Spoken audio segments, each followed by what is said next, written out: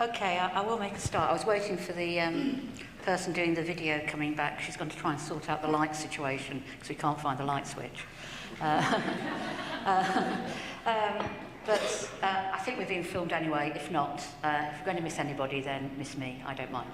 But what I want to do is to take us forward then, because we've had two brilliant speakers so far who set the scene very well for us. First of all, we've had Brian Cartwright telling us about what happens in good schools and what should science learning really be like in schools. What is good science learning?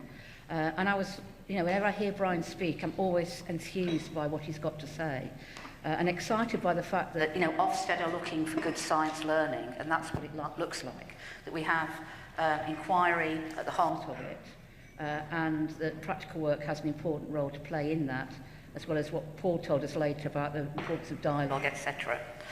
And to me, one of the real important messages that has come out of this is that what we need to make sure is that our curriculum is better than our assessment system. So the curriculum we've got for science should be such that it really does fulfil all those things that Brian was talking about. And one of the things we need to do, and we have been doing for a long time, but we need to continue to do, is to get the assessment sorted out. And this particular project is, I think, going some way to help us with that. And what I'm going to do is to explain about the project a little bit and the sorts of things that have gone on whole project-wise, and then come down to focus on what's gone on with the English group. We're often called the UK group by our peers, and then my colleagues in Scotland and Ireland and Wales keep saying, no, they're an English group. So what's gone on with the teachers here that we've been working with, and then finally I'll come around to just a little bit about what we've learned. But I think you'll pick most of that latter bit up this afternoon when we have the teachers presenting what they've found and how things work for them in their classroom. So here we go. SAILS is a pan-European project. We have a number of partners all the way across Europe, and you can see the map there with our various partners on. So we've got Portuguese colleagues, we've got colleagues in Turkey, we've got colleagues in Hungary, etc. And we've also got colleagues here in England. We're there on the map, as you can see, and the project is headed by Dublin City University. And it's an FP7 project. Now, I don't know if people know, I know there's some people here who are from various FP7 projects. These were set up following the Rockard report in 2007, when a group of people in Europe were looking at the uptake of science in schools and the way science was being taught in schools and the way that science was being received by learners in schools, and suggested that we needed to do something different. We needed to change the approach that many countries were taking to the way that children were learning science. And the EU have then pumped in billions of euros, and we've been very thankful for some of that coming our way to do our work, but billions of euros to try and make this happen. And there's been a whole host of FP7 projects with partners from various countries who've tried to get a more inquiry-based approach to science in classrooms in their various countries, looking particularly at how these play out in the different cultural contexts and how they match and can be blended in and can improve the learning that goes on in science in those countries. Our SAILS objectives for all of the countries that we're working with are these. One is that we want to work with teachers and help us to provide materials that can incorporate inquiry assessment strategies and framework. So it's both the materials to do inquiry, teaching and learning, but also the assessment of that. We also want to identify what those assessment strategies are like and what works and what doesn't in classrooms in various countries, and the frameworks we need to evaluate those key inquiry-based skills and competences in the classroom. The third objective of the project across all of the countries is very much to work on what are good teacher education programs to help teachers to develop these skills so they can actually do this in their own classroom, so they become both competent but confident in what they do. And then finally, to develop and sustain a community of practice, so a group of people Teachers perform a lot of that, but also curriculum developers, CPD people, professional development people, researchers, etc., who will help not only to keep that going, but to sustain that interest and moving forward as new ideas come in. So basically, our SAILS approach is something like this. We want to work on resources, teacher education and curriculum, and we want to work out the assessment that actually goes with that. Now, that's not an easy thing to do, and when we wrote the original proposal, we had to sort of work out the various ways we're going to go about doing that, and we came out with a sort of plan like that. So what we knew already when we started that there were already a lot of existing resources that would help teachers to do more inquiry approaches in the classroom. And I just want to, for a minute, just stop and explain about inquiry, because when I heard Paul talking this morning, when I heard Brian talking this morning, they talked about a whole range of different approaches to inquiry. And if you look in the literature, what it suggests is that there are 3 approaches to inquiry that teachers can take. They can actually think about, am I doing this so that children can learn more about inquiry, the sort of inquiry that scientists do? Am I learning about scientific method or scientific methods? Because I know there'll be some of you here who will argue there's not just one scientific method, but many. So are they learning about scientific method? Are they learning about how you do investigations, how people have done investigations before? Or are they learning through inquiry? Are they asking questions? Or is the teacher helping them to think about questions, and then through working out those questions and those ideas, taking the conceptual knowledge that they must have had in the first place to even ask that question forward? So I think, am I learning about inquiry? Am I learning through inquiry? Or am I doing inquiries? Many teachers think of it in terms of, right, I need to do some investigations, I need to do some inquiries. And what we've actually found is that most of our teachers do various parts of that at various stages, depending on the topic, depending on their confidence in taking things forward, depending on how certain things work in their classroom. But they tend to start off with the idea it's about doing some inquiries. All right, so when we started off and we're looking at existing resources, we needed to look at what sorts of things were there that would help teachers move forward. So we looked at various projects and looked at how they'd approached helping teachers inquiry, and looked about, can we actually from these source things we can use with our teachers? So the selection was there. We needed to identify inquiry skills within that. We then needed to develop these so it actually fitted quite well, and to find out how the assessment worked with that, so that we had trialling and evaluation of what became our SAILS units, which were either rewrites of inquiries that other people had done, or new inquiries we found that we'd had to develop, or inquiry process we had to develop, to fit in with the way that our teachers were working. And from that, we got our project outputs, which I'll come back to.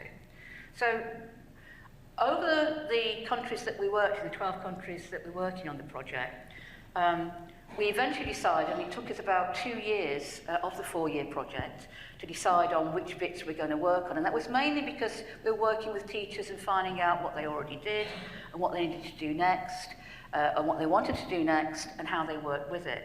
But the focus came really on 4 main of what people would see as traditional inquiry skills, and the 4 up there: developing hypotheses, working collaboratively, forming coherent arguments and planning investigations, but also 2 other ones that was considered important. One was scientific reasoning, the other one was scientific literacy. And the way that we wanted to work with assessment was to diagnose whether students possess an appropriate level, and by level I mean performance. I'm not talking about levels. We have assessment without levels now here in England. But to diagnose whether students possess an appropriate level of that skill. So it's looking at that skill and saying, is this skill good enough for this age child in this particular context?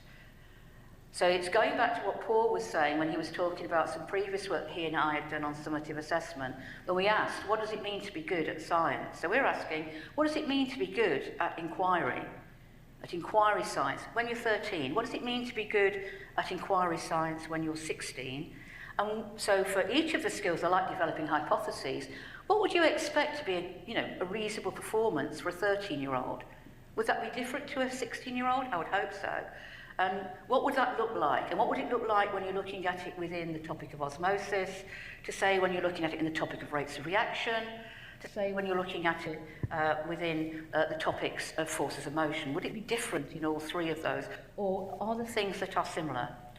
And then what was really important, and this is partly shaped by particularly the work that we've done here at King's, and our other partners are very keen that to learn from the work we've done there to take it forward in their countries.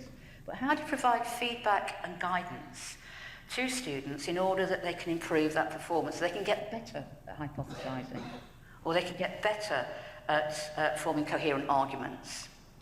All right, so this was the aim we set out to do, and this was where our focus lay.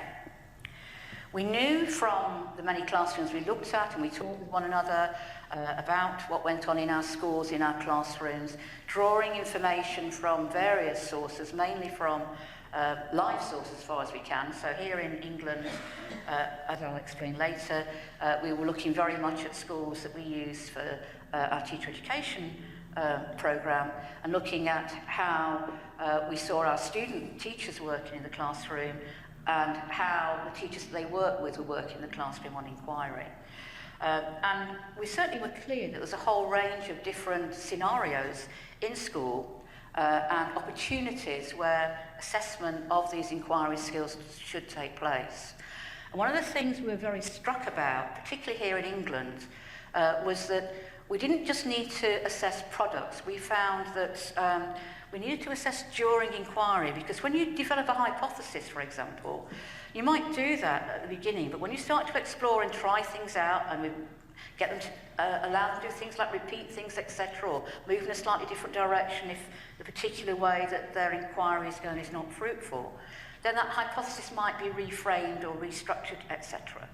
And so what we decided to do was to try as well as we could to not only assess products coming out of this inquiry work, but to assess the process, or to assess while the process was taking place.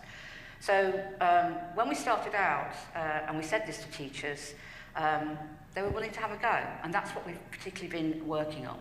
So across all of the projects, we have, in terms of resources, produced 19 units. I know it's not a rounded number. We did try for 20, but 19 came out. And they're across biology, chemistry and physics. They're also across, this is all secondary material, so all secondary school material, so across lower school secondary and higher school secondary. And there's just some of the names of the topics that they were based in, or the title that the main activities were focused on. And in those, we were looking at the various inquiry skills, as well as scientific reasoning and scientific literacy.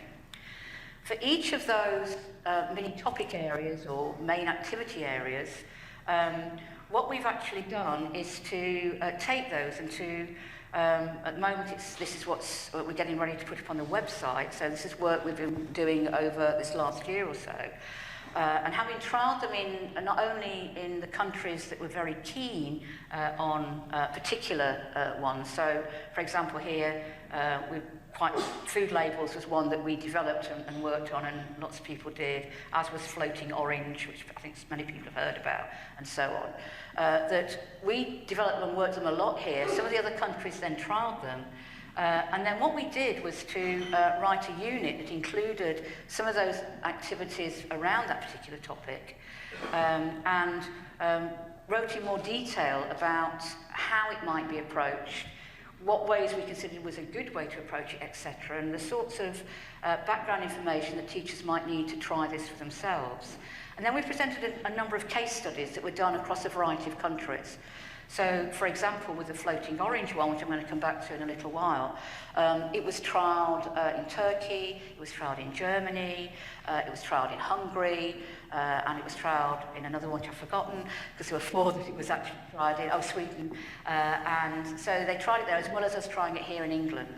And so we had different cultural settings where this was tried out, and we could actually look at the detail of both the way that the teachers adapted the activities to fit in for their learners and their particular classrooms, the successes they had, the concerns and the things that went wrong, but also the way they did their assessment and how that took things forward.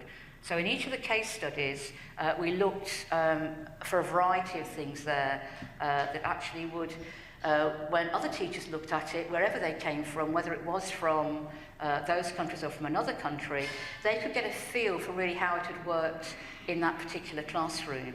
And what we found again, and this comes from the long line of research that we've been doing here at King's, that when teachers see or can start to understand what goes in other teachers' classrooms, they start to get a feel for how they might do it themselves in their classroom. And it's this way of actually helping interpret what is there in either the curriculum development material or in the research material. It's how they get engaged with that and start to work out how they might do it themselves and start to feel confident they might actually have a go. And so in each of the case studies, there's that sort of detail. Overall, when we actually moved through and looked at this, we found across our 19 units that there were possibilities in them to focus on all of the inquiry skills in one activity or another. A few meant you could actually look at all of those if you wanted to, but in some it focused on one particular skill or competency rather than another. That's really to give the opportunity to do the assessment, because one of the things that we actually found when we started to do assessment was it was actually much better to focus on 2, at the most 3 inquiry skills. Sometimes in some, focus on 1 if you're going to do that assessment well. So this is where the opportunity is, and then teachers could choose from that. Right, what am I going to actually focus on in terms of assessment this time? What do I need to know about my learners so I can decide how well they're getting on, how good are they at inquiry science learning, and what I need to know in order to take them forward and get them better. So that's a little bit about the materials and the way that we work with it across the project. We also had teacher education programs. So one of the things that we had was to work with teachers in developing materials and the case studies, but also in developing what would be a reasonable professional development program that we could actually, in the end, write up as a legacy to leave behind for others who wanted to try it. And here's some teachers, as you see, engaged in the sorts of things that went on. The plan overall was to do it like this over the 4 years of the project. So we started off focusing our first cohort of teachers towards sort of 8 or 9 months into the project. We started in a sort of June time and then got them ready for a whole year of trying things out, meeting with them regularly and getting them really into doing lots of inquiry in ways that they felt appropriate in their classrooms. When we'd worked with those teachers for a year, we took on a second cohort. And the second cohort, we actually did a better, I hope, job of getting them involved, because by then we'd got more materials, we'd got more resources, we could see what worked and what didn't work well in classrooms in each of the countries. And while we were working with the second cohort of teachers, we were already beginning to work with our first cohort of teachers who were still coming back now in their second year of the project on sorting out some of the assessment that went with it. And so as we sorted things out with the teachers in cohort 1, we learned how to then do it more quickly and more effectively with cohort 2, until eventually we got round to cohort 3, who we worked with last year. Again, we're still working with cohort 1 and cohort 2. We lost a few teachers on the way. It's very hard to persuade schools to let teachers be involved with projects for 3 years running, but thankfully some of the schools did do that, and we've got some of the people here who'll meet this afternoon who are part of that. But by the time we got to cohort 3, we developed quite a good we felt quite a good teacher education program. And what we decided to do with cohort 3 last year was to pare it down to what we considered would be the absolute essential necessities needed to help teachers become confident and competent with inquiry, but at the same time be able to do some assessment of it. So that was what the project was aimed to do. The teacher education programs were set up to really help us see how we might move forward, build the units, etc. But also, there were other things in the proposal that we wrote that we wanted to do. So we'd got the units, so the resources to work with. We'd got a teacher education program. We've got teachers working with things. But what we also wanted to do, and again, we developed this mainly with cohort 1 and 2, and then use this as part of our TEP program for cohort 3. But what's a good way to share experiences when you're making such changes in your classroom? The other thing was to, as well as that, to think very well about gender awareness. Part of the Rockard report, if you read it, talks about the problem of getting girls involved with science, and Brian touched on that slightly in his talk earlier. So we needed to have gender awareness, and in the proposal it's written in a way that took us a while to sort out, because what we were going to do was to make sure that there was not an unconscious bias going on in terms of gender.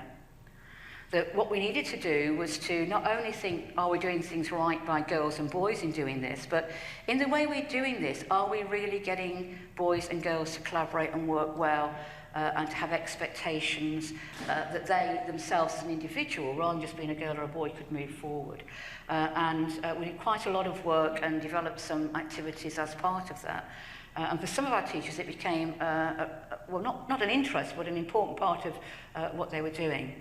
And thereby reducing barriers that were there for some of our learners in terms of seeing science. And certainly one of the things we have been finding is the way that many of our learners have been switched on more to doing science.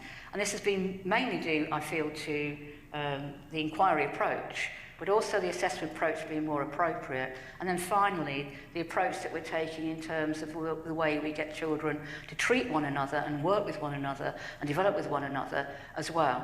And clearly, as Paul pointed out in his talk, some of those skills, the skills of collaboration and working together, are the sorts of things that employers, etc., are looking for, as well as saying that they can do some science. So in all of the countries, and here we've got or 12 of our countries that we've worked with, the experiences were slightly different. The TEP programs were slightly different. The activities they selected to do out the ones that we developed was slightly different. But the aims and the ideas behind it was all the same. And we as researchers and teacher developers met regularly several times a year in partnership groups in various countries, so it's very pleasant going around to places like Portugal and Hungary, etc. But we met and we shared ideas and moved things forward. So that overall we could have teacher education programs that allowed us to move forward in terms of these particular ideas. I just want to show you community of practice, because one of the things that was in our objective is to develop a community of practice. This was in a photograph taken in Dublin at the SMEC 2004 conference. And these show some of the teachers, researchers, educators and professional developers who were involved in the project. And there's a couple of people who are in the hall here who are probably looking for themselves. But you are there somewhere. You can look at the photograph later. But, you know, one of the really important things with all these EU projects that they judge your effectiveness on is the number of teachers that you make aware, and the number of teachers that you actually move forward with their practice, and the number of teachers who sustain that practice and keep it going. All right, and these were teachers who came and presented work they were doing in their classrooms to other teachers and to researchers, etc. So posters a bit like we've got here today that we've made our teachers produce were taken by various countries. Workshops were done by teachers or by teachers with researchers, etc., developing together the ideas and thinking about how can we take what we know from the research, what we know from the development that we've done with teachers, and what teachers know, what works and what doesn't in the classroom, and put that together so that we can actually get what we really need, which is not just research-informed practice, but research-engaged practice. I'm going to miss that one out because I've already done that. I want to move now. I think I've sort of sketched out what the project has done. I want to just come down and talk a little bit about what's happened here with our group at King's, because our teachers have been phenomenal in moving things forward. This is something I wrote in 2014, but it reflects what things were like at the beginning of the project. So in 2012, when the project began, this was very much how we were summing up what was going on in practicals, and lots of things that Brian was saying in his first bit with, you know, class students might be having practicals, a recipe-led, it shouldn't be like this. Well, we were finding at that time that the majority of practicals were presented as recipes. And so that all the students were doing were following those recipes and hopefully experience some scientific phenomena. All the other things that you might do within a practical, which is to argue about results and to consider effectiveness of results, or to even raise questions yourself about what might happen if, that wasn't done frequently, if at all. So the raising of questions lay in many ways with teachers rather than students in the classroom. And so the role of the students was very much the collecting and presenting of data. And as Brian said in his one, sometimes we go overboard and give the students the table to fill in and even maybe, almost draw the graph for them, or at least draw the scale, etc. So their role in the actual practical work, in being inquiry actual focused, tended to be very, very low.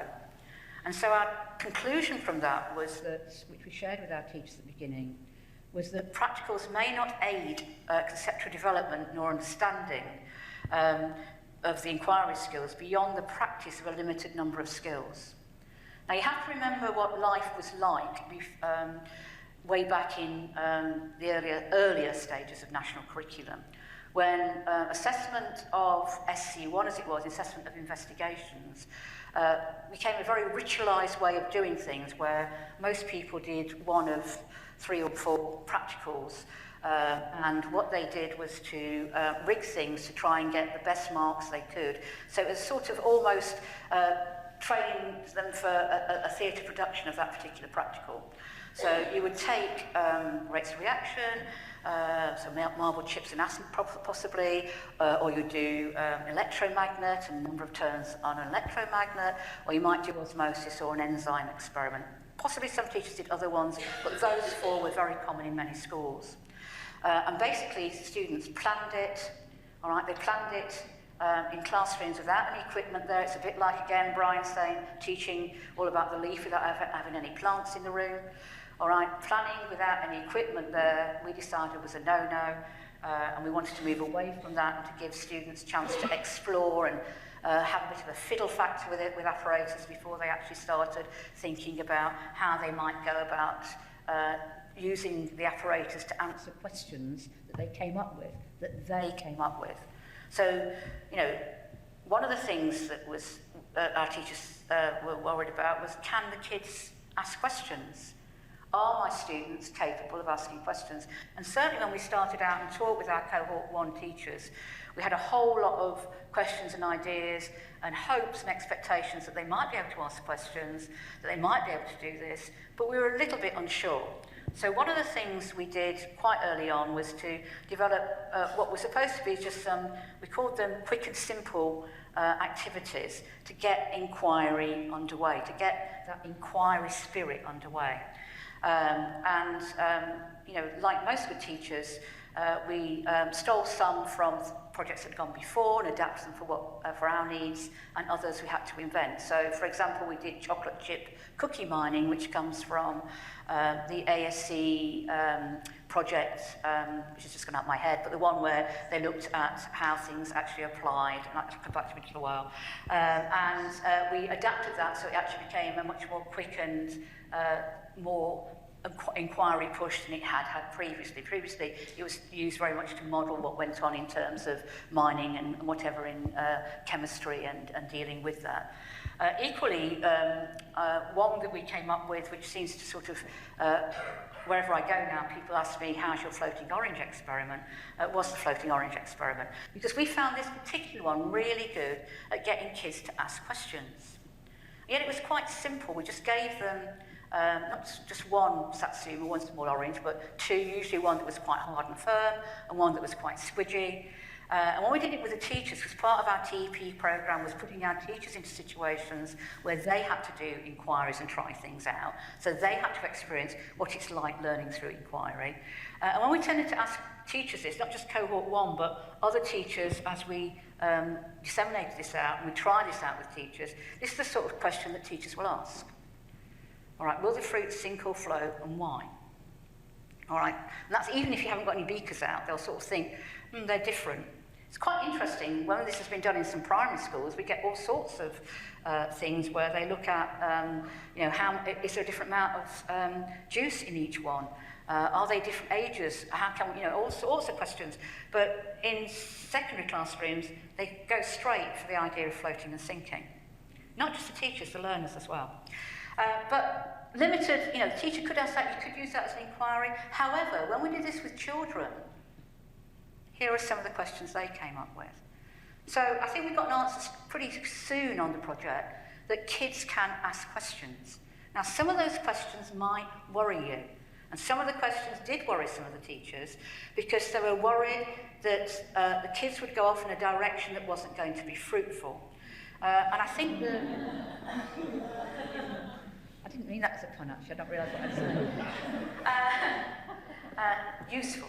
All right, and the one that really got many of our teachers worried was the bottom one, just changing the water depth alter how this fruit flows. The kids have got this idea, and it's there in lots of kids' heads, but the kids have got this idea that if you put more water in, right, so we only let them sort of fill the beakers up halfway because we didn't want to get too much water over all the tables and things. But if I had a bit more water, it's going to float a bit higher, isn't it? So the idea they've got, because they haven't really got that concept sorted out in their heads. We talked about year 8s here that were doing this, year 7s, year 8s. And our teachers didn't want to do that because for our teachers, particularly the physicists, said, well, the answer to that is no, changing the water depth doesn't alter how the fruit flows. But the kids don't know that. They've not got to that conceptual development with their understanding in physics yet. And so in one particular classroom with one of our teachers, when that one came up, and I saw the teacher panic, look in the face and think, right, how am I going to close this down and get them to have another question to work on? I happened to be there and I went, well, shall I work with this group? And so the teacher got on and, it's a usual thing. I worked with one group of 3 children. And he worked with the other 28 children, so it's quite pleasant. But what was really interesting was this group of 3, and there'd been other children who'd come up with this same question, but they spotted that the teacher wanted them to do another sort of question. But my 3 who were doing it, had me getting out after we'd done up to the largest beaker we could actually find in the prep room. I then got onto gas jars, and they're saying, oh, I'm still not so sure. And then we had to stop and start again because they said, I'm not sure that we're actually really working out whether the orange is floating the same. How can we do that? Now, me as an adult would have put a scale along the side of the container, but I'd have to do that on every container that went along. The kids had a much better idea. Let's draw circles where the water's coming to on the orange. All right, let's draw some a little bit above and some a little bit below, rather like a plumb line is on a ship, except it's going round. And then we can see whether the orange is actually floating a bit higher or a bit lower in the water, etc. They knew it floated towards the top. They weren't like some primary kids who believe, that it's only floating when it's sitting on the meniscus. They actually got some sort of idea of floating and sinking from their everyday lives, but they weren't sure of this particular part of it. Anyway, we moved on with our orange with the circles drawn round, from the gas jar to the litter bin in the classroom. And I was just about thinking, I'm going to, any minute now, have to tip all the rubbish out the bin in the class, the high bin in the classroom, or the dustbin outside, and get them to do it in that, when they said, it doesn't make any difference. And I said, why doesn't it make any difference? And they said, no, we thought it would make a difference, but it's floating the same, however deep the water is. I went, can you just say that again? It's floating the same, however deep the water is. And then they looked really disappointed. And I said, why are you disappointed? And they said, because it's not worked. Right, we've not proved our hypothesis. And I said, you've just done the one thing that scientists would love to do. You found out something that doesn't work. It's called a null hypothesis. You've actually just shown that something doesn't work. And disproof is so important in science. So when they presented their stuff to the rest of the class, they were so pleased, and they started off by saying, we're the best scientists in here because we do what other scientists do. We disprove, and disprove is actually better than proving. And it went on. But what was really interesting, some of the kids said, well, we wanted to try that, all right, and I wish we had tried it, even though it's not work, I wish we had tried it, because we'd have been doing some real science then. And it started to get in, not only was it this thing of changing the way that they actually looked at what science was about, started to learn something about the nature of science, but it actually changed the motivation in that group. They were keen to do practical, all right? By the end, they were gagging to do more and to find out more and to take things further forward. So that's just with one particular teacher's classroom. And you can see the change that went on and why inquiry became more addictive. When we started out, our teachers said, well, we might be able to find the odd hour here and there in our very busy curriculum to do a bit more inquiry, whether it's going to be a whole investigation or whether we're going to take something we're doing and make it a bit more inquiry-fied. In actual fact, some of our teachers ended up doing some projects that took the whole week, all 3 lessons, sometimes even more than that. And doing bits in other lessons that either built on what they'd done in that week's work on doing much more inquiry type things and doing bits of inquiry within that. So inquiry came in by stealth. And what was interesting was how the classroom dialogue changed. Paul, in his talk, was saying about the importance of feedback that you get, both through oral writing, etc. But we've noticed particularly in the classroom dialogue, and especially what teachers start to notice kids are saying the ideas that children are coming up with, because children are talking science. They're not doing practical and talking about the TV programme they watched last night, or mostly anyway.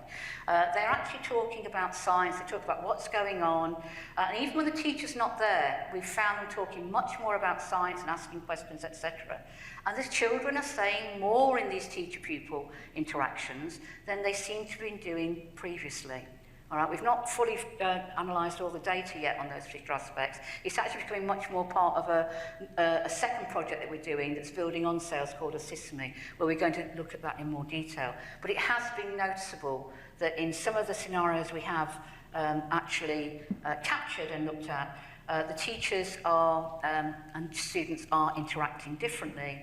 And what's happening is there's much more data from an assessment viewpoint, which is where I look at it from. There's much more data there for the teacher to get their teeth into to decide, yeah, how are these kids doing? How good are they at inquiry science? And what, therefore, do I need to do to help them move forward and become even better? So to get the formative side, which we're trying to push, and at the same time, making decisions at various times when they have to, occasionally report on how students are doing in this particular aspect of their science. They are becoming more confident and competent in doing that because they've got more evidence from within the actual inquiry that they're actually doing that.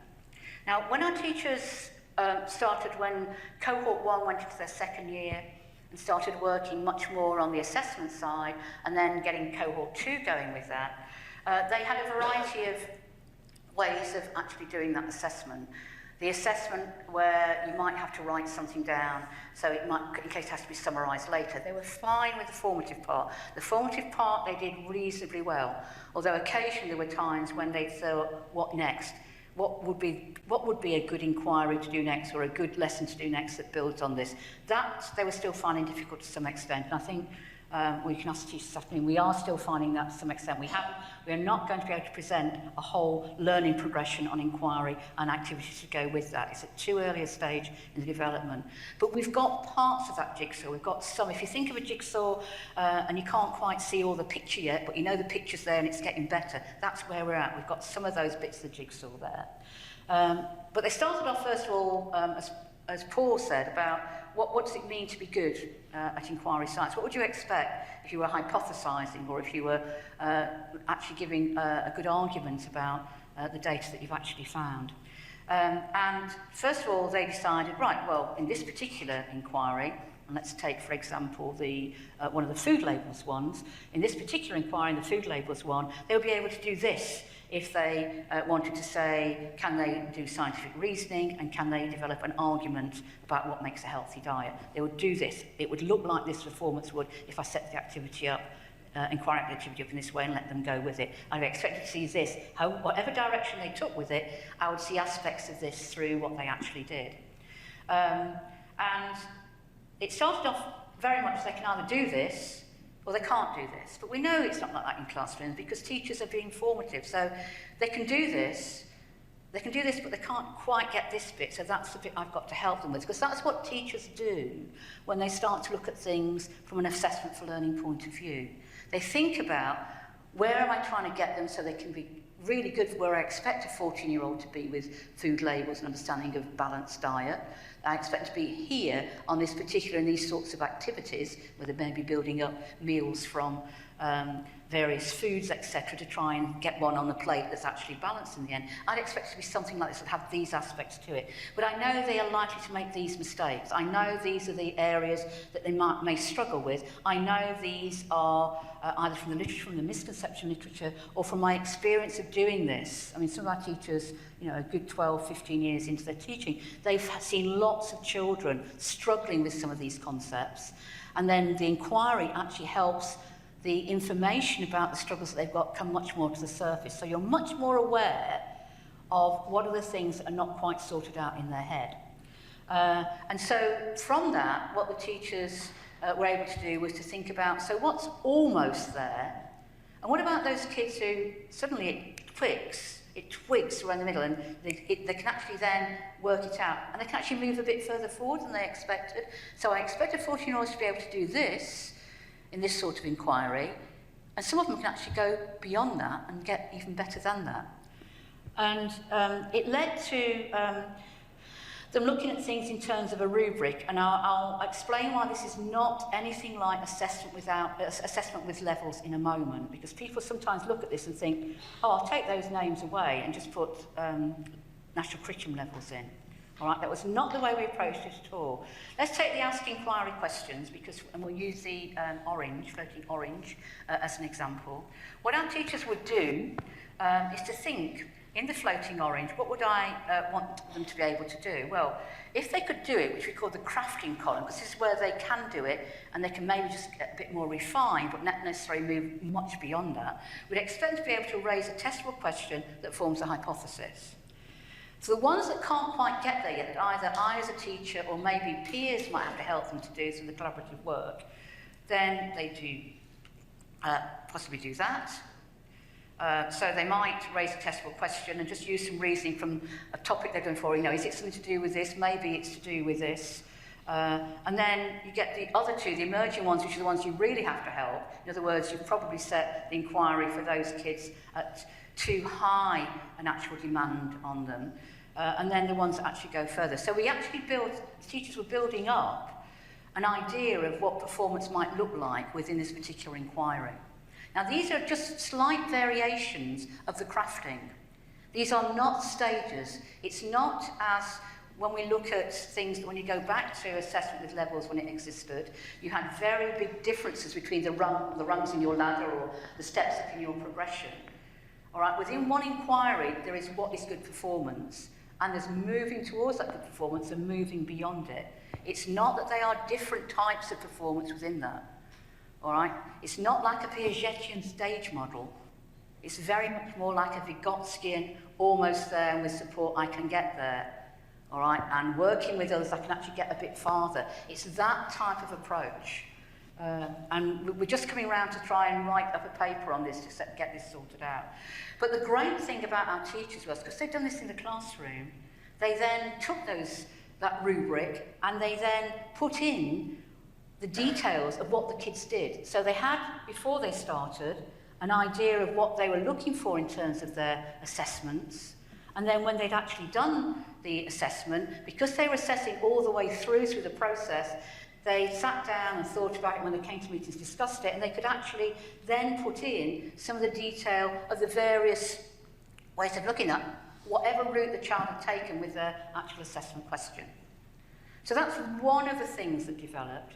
Another thing that developed, and this developed particularly for those skills to do with argumentation, teamwork, etc., which are hidden within the 6 that I've talked about, was to use something called a landscape assessment tool. And what this is to write down for particular a range of inquiries, or for this inquiry, what sorts of things do you hope your child's going to be able to show? So this is like the crafting bit of the rubric. I would hope in this inquiry they will be able to speak about this inquiry and not about football.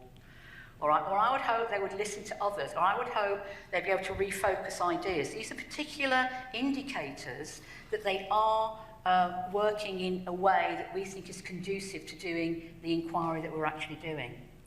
Brian, my colleague, always says it's not hierarchical when he explains it to teachers. It is in a way, because teachers always tend to start in the top corner over here and tend to work down and across. So you'll always find down here in the bottom end, like help reach consensus, I should say pursue a line of argument, and revisit ideas of thought. They are quite hard skills. So it is hierarchical in a way, it sort of spreads across and down. But these are things that teachers have said they would hope for working collaboratively and for arguing about scientific ideas through inquiry, they'd expect their learners to be able to do. And all they simply do is, as it's going on, maybe for the whole class, or usually they do it for a couple of groups of kids or particular children, they'll just circle some of those with a particular colour. So purple might mean, let's have a look at this when I'm doing, let's say, the bus inquiry that we've got, or let's do this when we're actually doing the floating orange, or when we're doing the cookie mining, or when we're doing the sports nutrition, or when we're doing another one of the inquiries. They might have a different colour for each one. And so they actually will circle it in that colour or tick it in that particular colour. So they know that they've recognised it for that child or that group of children. And they know that, you know, in this one they've actually been doing these aspects, they've been showing these indicators that they can do this. In others, they might have other ones. And then every now and again, they look through, some do it all on the same sheet with different colours, some have different sheets. They look through and they can summarise what's going on. What has been particularly interesting in this is that for some of our teachers, particularly our cohort 1 and 2 teachers, and I know some of the cohort 3s have had a go at this, is to actually use this landscape assessment tool to sort of develop much more a sort of peer assessment, self-assessment type thing. So here's children would spend some time either assessing one another on how they've done on these things by actually ticking or even writing the evidence that they think there is for saying, yes, in this lesson I have been supported, what have I done?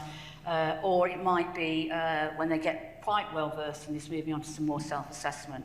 So peer and self-assessment, particularly for working collaboratively in teamwork, has been very, very popular. For 1 or 2 of the skills as well, particularly for those 2. Just one more thing, because I'm running out of time, just to say a little bit about how we used ideas to support this from cohort 1 and 2 to support cohort 3. I've taken a very simple model of inquiry. There are much more complex ones around. This happens to be Wyn Harlan's one, which she wrote when she was writing lots of stuff for primary schools. But we've used this because we think it's a nice, simple just illustration of some of the activities that go on. It won't be just one simple circle, it'll be more than that in the types of inquiries our students are doing. But it gives you the sort of idea of there are different phases or stages in the inquiry, and you might need to sort of probe differently if you want to find out what's the child really thinking or doing. And one of the things that we were noticing when we went to watch our teachers in the classrooms, particularly our cohort 3 teachers, was because they were early on in developing this in the classroom, they were finding it hard to find the right questions to find out what was going on inside the kids' heads and with the kids' ideas without being a bit leading in terms of what they thought the kids should do. All right, and so we got our cohort 1 and 2 teachers to think of particular inquiries they'd done and then to come up with a whole host of questions that would actually fit within that inquiry cycle. And this is a bit of a blurred photograph, I'm afraid, but of taking those and putting those within that inquiry cycle. These are questions that were developed by cohort 1 and 2, and here's a cohort 3 teacher taking the inquiry cycle and then thinking where those probe questions might be. And this is the way we actually developed our TEP programme for that. So last slide, you'll be pleased to know. What have we learned? A terrific amount. Working with teachers, as we frequently do on projects, at close hand, both in terms of seeing them in the classroom and getting them to come and report to us on what they've done in the classroom, and them to bring evidence from their classroom, and them to share ideas, and being given the opportunity to challenge and probe them about what they've been doing, we learn so much. One thing we're pretty confident about is that through this particular project, the teachers become more confident and competent in inquiry-based learning, inquiry-based science education. They have gradually become willing and are now willing to include more inquiries and inquiry-type activities in the curriculum. Some schools, and some of them you'll meet this afternoon, have actually got it across their whole department. Some people have even got it into other departments, that there should have more inquiry approaches in other subjects as well. But certainly more inquiry-based or focus on inquiries taking place. Our teachers, we found, can develop assessment strategies relevant to specific inquiries. They find it harder to do it as a sort of systematic way across all of the inquiries. It's still at an early stage, and to come up with something that you could actually say, right, let's have a look from year 7 through to year 11, and let's work out how we can actually record this, etc. We're part way there. As I say, it's a bit like a jigsaw with lots of pieces missing. We've still got those pieces to put in place, but we've got some idea of what the final picture looks like. What we have found is that the choice of inquiry is nearly always content-driven. Why they choose different inquiries? Because this one will fit in with this topic. In most cases, a choice of what to focus on is affected by this. So it might be in terms of when you looked at how they're doing with inquiry, they might need to work on, for example, looking at the evidence and seeing how reliable their evidence is, and that's something they picked up in the last inquiry. But this next inquiry coming up is possibly not going to be great at doing this. We can maybe do a bit on that, but what I'll do as an interim is do more work on the hypothesising, because I found out that was still needed for some of the students. What we haven't got is a system yet where it's inquiry-driven, where we say, right, let's look at their inquiry, let's look at how we develop inquiries. In other words, inquiry is being used as a vehicle to help them move forward with the content and the conceptual development, at the same time as developing some of the inquiry skills, maybe occasionally in an ad hoc way. And that's what tends to be happening, we find, particularly with our teachers who've only are relatively new to this. The ones who've done it for 3 years are getting slightly better at that. So progression from, I've said that one, progression in inquiry from active to is rather than looking at competence within one. And then some aspects of inquiry lend themselves to mapping progression and self and peer assessment. And these are the particular ones I spoke about: teamwork, collaboration, and discussion, dialogue in the classroom, which form parts of some of the others, sometimes like scientific reasoning. And that's where we've got to. So thank you very much.